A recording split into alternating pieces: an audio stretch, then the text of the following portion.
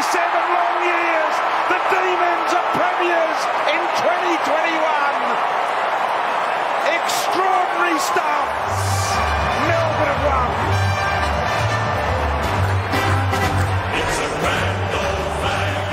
Beyond a lifetime it was for some Melbourne supporters who got to cherish the moment last year. The man we see the back of there with a scarf around his neck is a heart and soul representative of the Melbourne Footy Club, one of the most loved players of his era for the Demons, and he has played an integral part in bringing so much of the Melbourne community back, and they all came back to enjoy that incredibly special day. He joins us on the show after they've started their premiership defence in fine style tonight. Please make him welcome Rodney Grinter, everybody. Thanks for coming on, mate. Great to see you. Pleasure. Terrific performance again tonight. There were a lot of reasons for why they could have lost that game tonight, but they found a way. Yeah, no, it was good. It was a bit like the grand final to a certain degree in that first quarter and then the second quarter.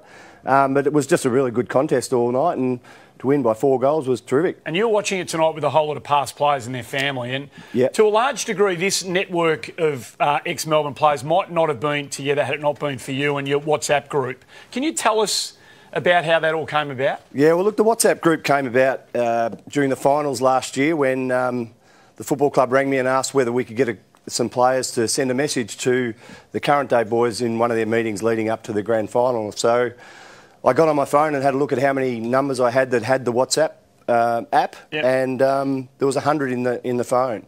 So invited them all to join in and send me a video of a message to the current day boys and what this meant to them.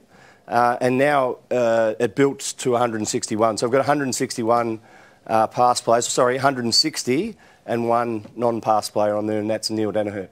And how special was it to be part of that day at the MCG when you got to bring the team back and you all got to, so many of you got together and were an integral part of this day, a really important part of this day. How special was that for you? Yeah, look, the footy club did an amazing job, not just with the past players from including us in this celebration, but the whole of Victoria and Australia, as far as Melbourne supporters go, taking the cup all around the countryside. And then to have the reenactment, if you like, in December of the grand final to watch it and then have a bit of entertainment at half-time and then have the cup go down, a guard of honour of past players up onto the stage was amazing. Good on you, mate. I remember going, I've been to a couple of your past players association groups, and I remember some time ago when the club wasn't travelling that well, it'd be you and Straubs and Paul Hopgood and a few others standing around, but from that it's grown, so good on you for being there when it really counted. No, look, it's not, it takes more than me. It's obviously people have got to get involved and want to get involved, and I think that's the thing that's that the club has done with their performance on the field to be able to bring everybody back together, and we're loving that togetherness, and part of their values of the past players is that togetherness and benevolence, so we've ticked the box with the togetherness for sure. That WhatsApp group of past players, that was only formed during the finals of last year. Yeah, in September. Right, that's a bit insensitive to invite Nathan Jones onto it, you know what I mean? He hadn't actually finished, by the way. But we had a look at your career, in the highlights of your career, knowing you were coming on this week. 134 games and 57 goals. A lot of us remember you as a rugged, unconditional halfback flanker, Rod, but your highlights tell a different story. I mean, there's some sort of Dusty Martin type traits that you displayed throughout your Very good overhead. But you could do it all, in and out of traffic, both sides of the body. Where did you enjoy playing your football most? What posse? Well, thanks very much, Andy. That's compared to Dusty Martin, but the highlights speak for themselves, I reckon, Rod. Yeah, well, look, in terms of where I wanted to play or where I liked playing was across the half-back flank. I started forward when I first played my first senior game. It was a forward pocket, in and out. If you weren't kicking goals, you're out. So, and then moved to the half-back flank and sort of found my niche there for a few years, and the club started playing finals, and so I really enjoyed that, reading the ball coming down and then running straight at it and see what happens. And if you weren't...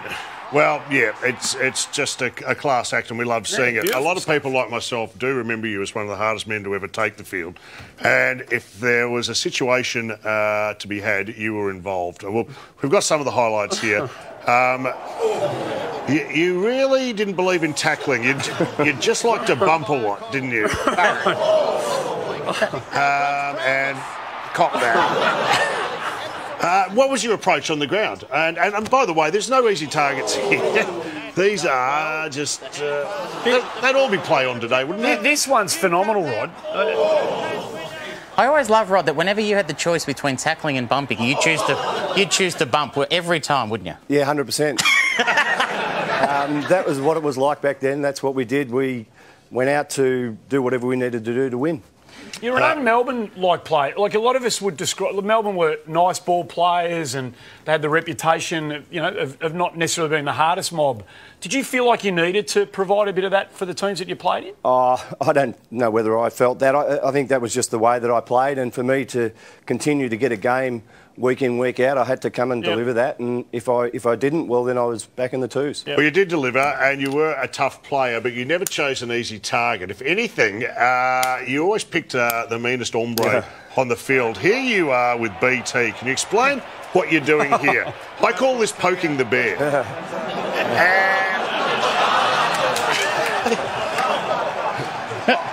I'd like to see that during a roaming Brian. That was almost a segment called Mooning Brian, by the way.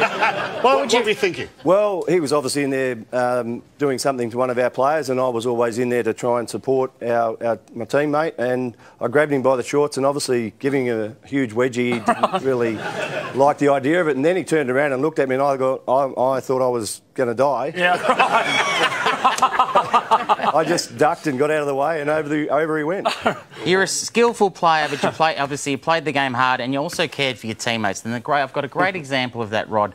It's in a game against Richmond. Graham Yates is in trouble. You're consoling him. You give Goodwin one, and you go back to console him. You really were versatile, mate, weren't you? I mean, you could do everything. Well, I don't know why I did that.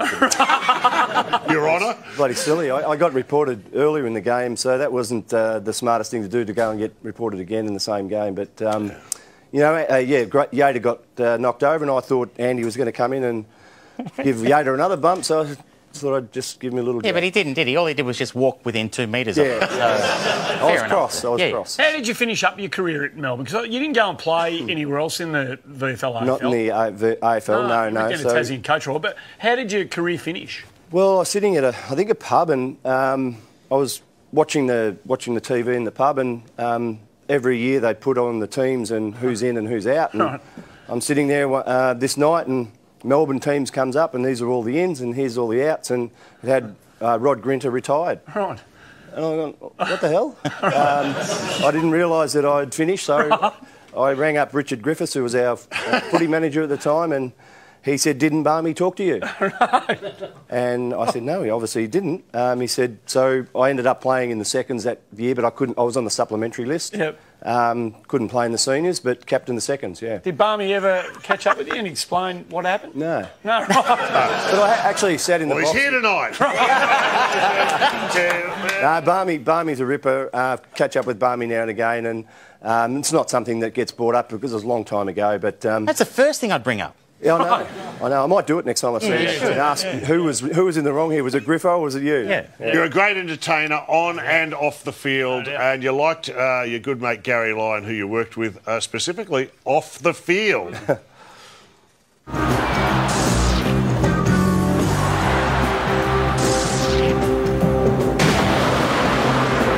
Good morning, boys and girls, and welcome once again to the Coca-Cola AFL Squadron Show. We're very lucky to have this morning as my special guest, Melbourne's rugged veteran, Rodney Grinter. How are you, Rod? Morning, Gary. Looking very sharp for a Sunday morning? Yes, mate, I like getting dressed up for all the boys down at training. Yeah, I'm sure they appreciate that. It looks to me like someone's just come from the tribunal. I don't know if he's a footballer or a hitman from a 1980s movie, by the way. It's like an episode of Miami Vice.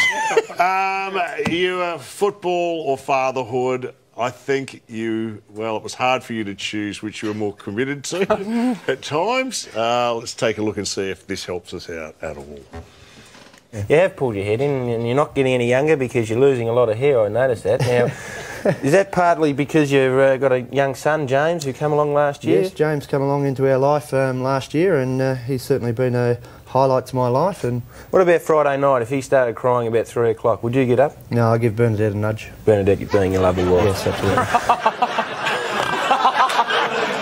at that. I'm guessing you and Bernadette are no longer together. Still happily married. You're happily married. There you go. I love it. Happy ending. That looks like a man who looks down the barrel there at the end of that, knowing you're going to be in trouble when you're having told that story. Burn's all good about it, and like footy was a big part of my life, and playing well on a Saturday. Was what I needed to do. Do you think much about, of all the games of footy you played, do you think much about the 1987 preliminary final, one of the most infamous games from a Melbourne Footy Club perspective? Every time I get interviewed. Right, yeah, right, okay. Look, it comes up a lot, obviously, and it was one of those years. It was the first time Melbourne had made the final since 1964. Yep.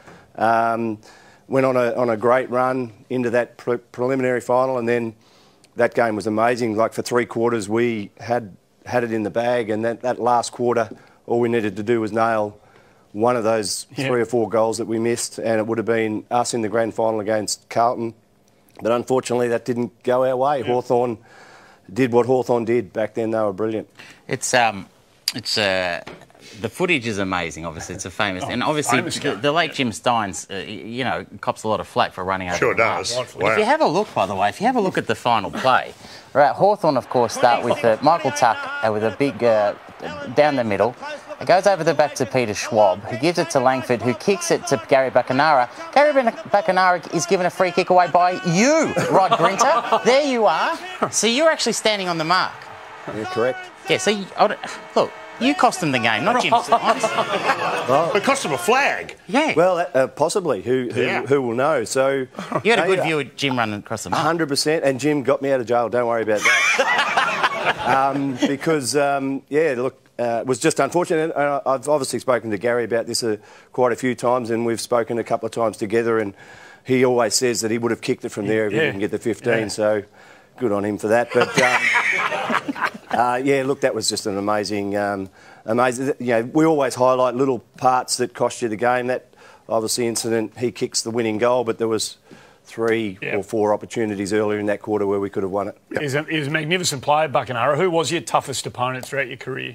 Gary Ablett Senior, by a mile. He was just an amazing, strong, magical footballer. Just had everything. He had power. He had spring, strength. Yeah, it was. Yeah. As a Richmond supporter, I got to see most of his best games. Let me tell you, it's funny you mentioned Gary Ablett Senior because he features tonight in our brand new segment, which features greats of the game making a bit of a dick of themselves.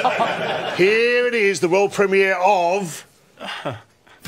Thanks to Carlton Zero, it's now time for this week's Hero to Zero.